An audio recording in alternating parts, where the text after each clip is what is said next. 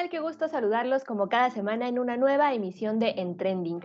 Hoy para hablar de un tema que si bien nos acompaña todo el tiempo, pues forma parte incluso de nuestra comunicación diaria, en los últimos días vaya que ha estado en tendencia. Es por eso que el día de hoy dedicamos a revisar el concepto del lenguaje desde distintas aristas. Pero sin más preámbulo y para dar inicio con este programa, saludo del otro lado de la pantalla a mi compañero Beto García. ¿Qué onda, Beto? ¿Cómo estás? ¿Ya listo para empezar con el tema de hoy? Hola Viri, estoy muy bien y sí, en efecto, listo para que empecemos a tratar el tema del lenguaje, porque es uno que en lo personal me fascina. Como ya dijiste, el lenguaje nos acompaña a absolutamente todos. No hay un solo ser humano en este planeta que no haga uso de varios lenguajes y porque todos somos seres sociales y seres comunicativos. Como mencionas, el tema del lenguaje incluyente fue lo que puso esta tendencia entre las redes sociales y generando mucha polémica, pero no va a ser la única arista que nosotros vamos a tratar a lo largo de esta emisión de Trending acerca del lenguaje. Así es, Beto, es que hay mucho que analizar cuando hablamos del lenguaje, pero ¿qué te parece si para iniciar con este interesante tema, que vaya que nos interesa, vamos a revisar el concepto, en este caso del lenguaje, que como cada semana les presentamos en un minuto? Platicar con un amigo o un familiar, explicar cómo nos sentimos, cantar, leer, chatear por celular o publicar en redes sociales son solo algunos ejemplos de acciones que podemos realizar a través del lenguaje. Los estudios acerca del lenguaje son tan antiguos como la historia de la vida en la Tierra. Se dice que hace 7000 años la humanidad logró controlar el uso del lenguaje, cuando se utilizaron las primeras pinturas rupestres con signos para la comunicación. Pero estudios recientes indican que la historia del lenguaje podría haber iniciado hace 60.000 años. La evolución permite que el lenguaje se renueve con la aparición de nuevos sistemas de signos, como los emojis o tweets. A través de él podemos comunicar, interactuar, expresar emociones e ideas, y aunque lo utilizamos como algo natural, basta con voltear a nuestro alrededor y ver que aquello que tiene significado lo podemos nombrar gracias al lenguaje. Como ya escuchamos en el minuto, el lenguaje evoluciona, el lenguaje cambia y se adapta a las condiciones sociales de cada comunidad.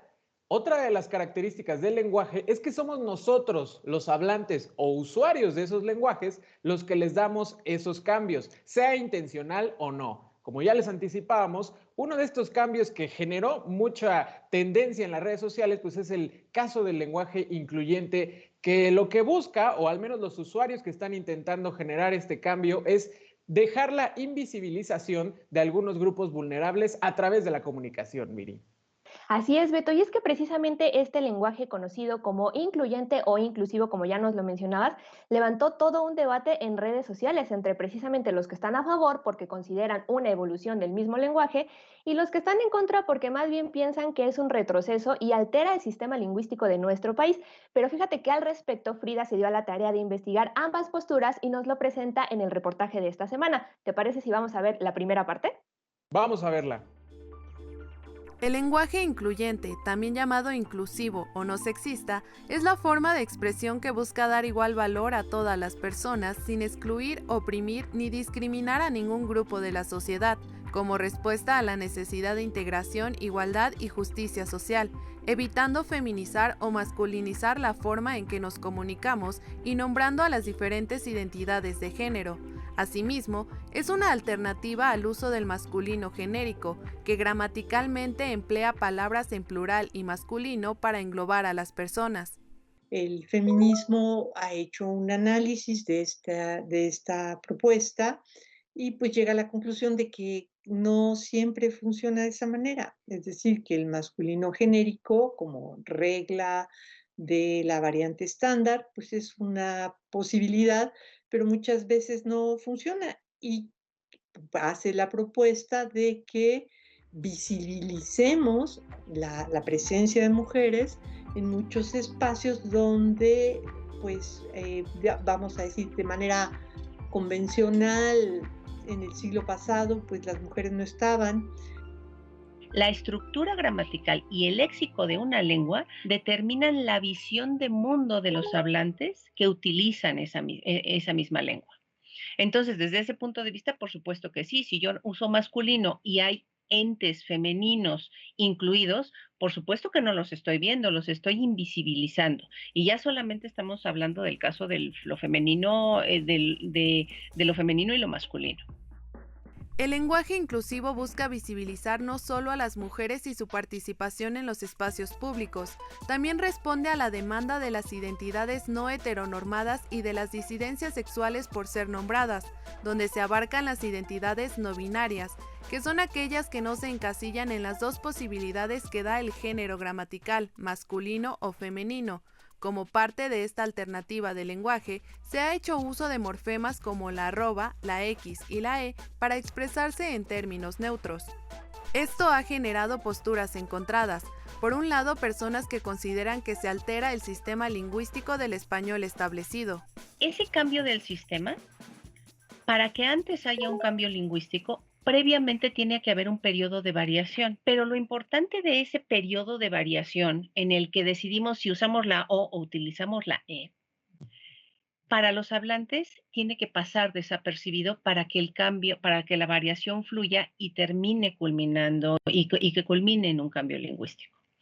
El problema que yo veo aquí desde un punto de vista teórico es que nosotros sí somos conscientes de que hay variación. Y por otro lado, también están quienes aprueban el lenguaje incluyente como la forma de visibilizar a todos los grupos diversos que componen a la sociedad. Y la lengua, como es un instrumento al servicio de la comunicación humana, pues es un instrumento flexible, es un instrumento que permite precisamente pues la posibilidad de nombrar todo lo que existe en la realidad. Y otro tipo de lenguaje que también se ha vuelto muy popular en los últimos años definitivamente son los emojis. Este tipo de grafismos que particularmente utilizamos en WhatsApp para acortar una idea o resaltar un sentimiento. Beto, ¿tú qué tanto utilizas emojis en tus conversaciones, Viri, creo que no soy el único al que le ha pasado que si no manda un emoji, pues creen que estoy triste o enojado o algo me pasó. Así de convencionales ya son estos grafismos en nuestro día a día. Entonces, ¿qué te parece si vamos con la nota que Nadia nos preparó sobre los emojis? Vamos a verla. Me siento feliz. Estoy triste. Vete a la... ¿Cómo? No entendí. Gracias a estos variados y divertidos grafismos llamados emojis o emoticones, podemos simplificar y hacer más rápidas nuestras conversaciones a través de los chats en las redes sociales. Los primeros integrantes del lenguaje emoji, creado por el japonés Shigetaka Kurita, se parecían mucho a los diseños de juego de Pac-Man, y no cabe duda que con el tiempo han evolucionado. Muy rápidamente fueron ocupando espacios dentro de los dispositivos tecnológicos y en 2010 más o menos, los diseños que él hizo se convirtieron ya en un estándar global para todas las compañías telefónicas. Los emojis llegaron para enriquecer el lenguaje y abrir posibilidades. Los emojis empiezan a ser un reflejo muy interesante de la diversidad cultural.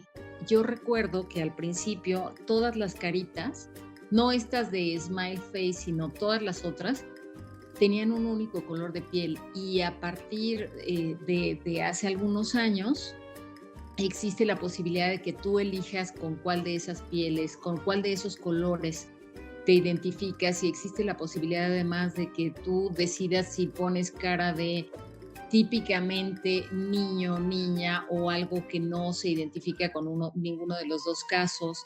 Ha sido tan vasto el uso de emojis que en el 2013 el australiano Jeremy Burke creó la Emojipedia, donde se describen por categorías cada uno de los iconos que utilizamos a diario. Incluso a partir de ellos se han generado poemas. Es una manifestación cultural contemporánea que habla de la riqueza creativa que alguien puede tener utilizando este tipo de recursos. La desventaja sería que los jóvenes o las nuevas generaciones dejen de usar el lenguaje, dejen de tener la posibilidad de conocer el lenguaje escrito en toda su riqueza. Los emojis son herramientas que nos ayudan a reducir y simplificar nuestras ideas y el número de caracteres en un mensaje. Coexisten con el alfabeto, pero no lo pueden sustituir. Para la investigadora Celia Díaz, los emojis te muestran que el lenguaje es algo vivo y está en permanente transformación.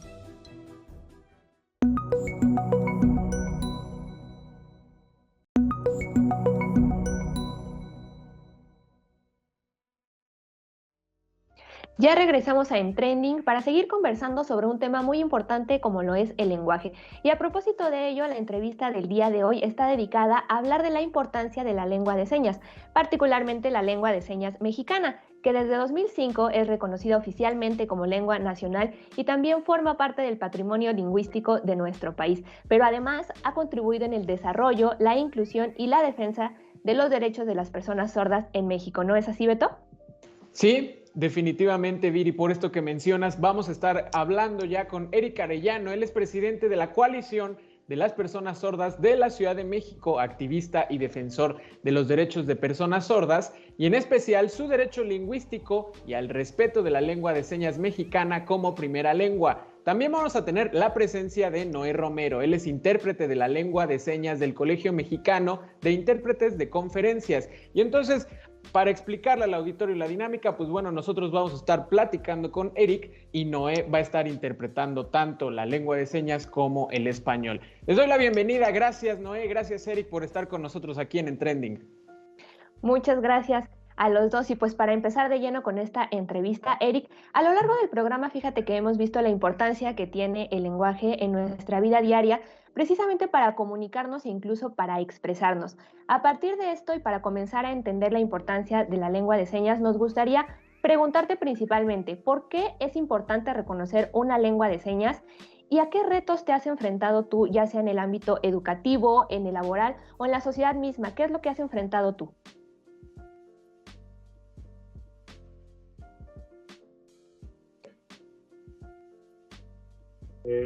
Ok, primero que nada, muchas gracias por la invitación, por invitarme a la entrevista. La verdad es que estos espacios son sumamente importantes para darle difusión en cuanto a nuestra lengua, que es la lengua de señas mexicana. En lo general, las personas, primero que nada, utilizan conceptos erróneos. Generalmente se refieren a nuestra lengua como lenguaje de señas. Y desde ahí estamos conceptualizando erróneamente, y creo que es importante utilizar los términos adecuados. En este caso es lengua de señas mexicana, y que este es el concepto correcto. Y bueno, es importante para la comunidad de personas sordas porque es la lengua que utilizamos nosotros para comunicarnos en nuestra vida diaria. Sí, evidentemente también nos enfrentamos a barreras de comunicación, principalmente en el ámbito educativo, porque lo que sucede es que desde la educación básica, si hablamos de preescolar, primaria, la mayoría de los maestros son oyentes, y son personas oyentes que no tienen un dominio fino de la lengua de señas. No conocen a profundidad la lengua de señas. Y entonces, ¿qué pasa con los educandos, con los alumnos que son sordos? No tienen un modelo lingüístico correcto, que tenga suficiencia en cuanto a habilidades y conocimientos, y eso también es una barrera para los alumnos sordos. Otra cosa que sucede es que las personas sordas nacen en senos oyentes. Generalmente sus padres son oyentes, y entonces no hay una forma de comunicación eficiente dentro del seno familiar. Y al no haber una lengua que sea el canal eficiente de comunicación, tampoco hay un lenguaje para el niño sordo. En la generalidad, a nivel nacional, la mayoría de los chicos sordos nacen con padres oyentes. Es un gran porcentaje el que nace de senos oyentes. Son pocos los chicos sordos que nacen con padres sordos. Y este contexto es completamente distinto, porque cuando padres sordos tienen hijos sordos, pues la comunicación es sumamente sencilla, es muchísimo más fácil. Hay construcción de lenguaje, hay una comunicación eficiente y por ende un desarrollo eficiente también. No presentan tantas barreras de comunicación en el seno familiar como la presenta un niño sordo con padres oyentes. Ahí sí hay barreras de comunicación y barreras de desarrollo. Es más difícil su desarrollo. En la generalidad, el gobierno no hay una buena aceptación en cuanto a la educación de las personas sordas, en cuanto al reconocimiento de nuestra lengua. La verdad es que es poco el reconocimiento, es incipiente aún, pero nosotros tenemos que seguir luchando por generar reconocimiento, acceso y que se nos reconozca nuestra lengua, se equipare mucho a las lenguas indígenas y que no hay una lengua con mayor estatus lingüístico en México, como a veces se cree que es el español, ¿no? A veces se cree que las lenguas indígenas o la lengua de señas mexicana son lenguas con un estatus lingüístico menor o que no se utilizan o que no debe darse acceso en estas lenguas. La mayoría de la información, de las noticias, de todo, está en español. Entonces nosotros tenemos que pugnar y empezar a incidir para que se dé información, se dé accesibilidad en nuestra lengua también. Y digo, no solamente nosotros, digo, creo que los líderes sordos a nivel nacional tenemos que hacer trabajo conjunto para pedir y que se reconozca nuestra lengua, nuestro idioma, la lengua de señas mexicana, y por medio de esto se nos dé accesibilidad y así sea para siempre. Eric, justamente ya se mencionaron estas acciones que ustedes están impulsando y pues bueno, un poco para llevarlo con un tema que estuvo en tendencia brevemente, está el tema del lenguaje incluyente entre los oyentes y particularmente en nuestro país. ¿Esto de qué manera podría extenderse hacia la lengua de señas mexicana y potencialmente darle alguna modificación?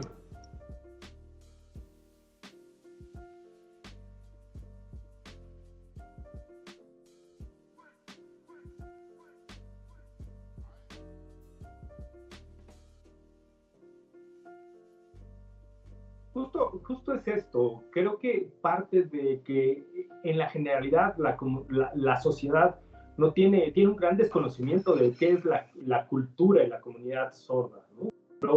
No hay realmente una equidad en cuanto a las comunidades. No hay ni siquiera un conocimiento, la gente no se acerca a conocer a la comunidad, saber quiénes somos, cómo somos, ¿no?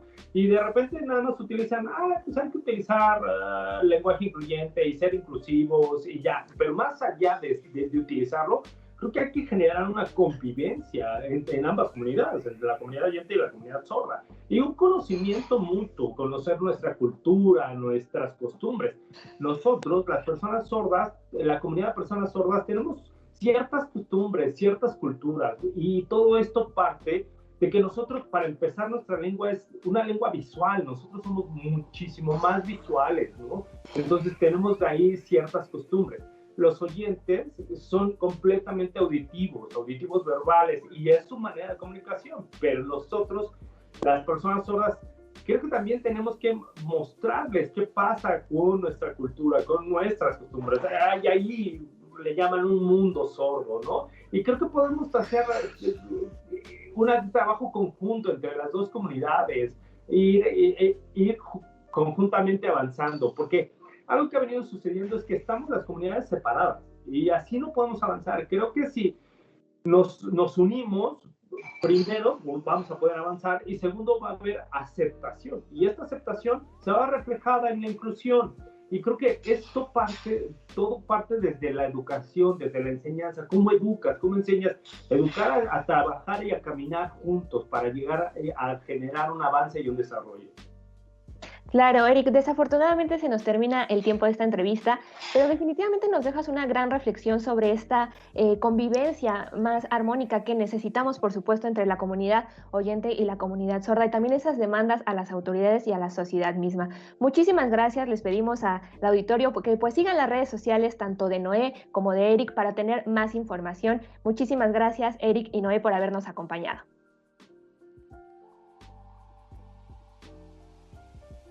De nada, hasta luego.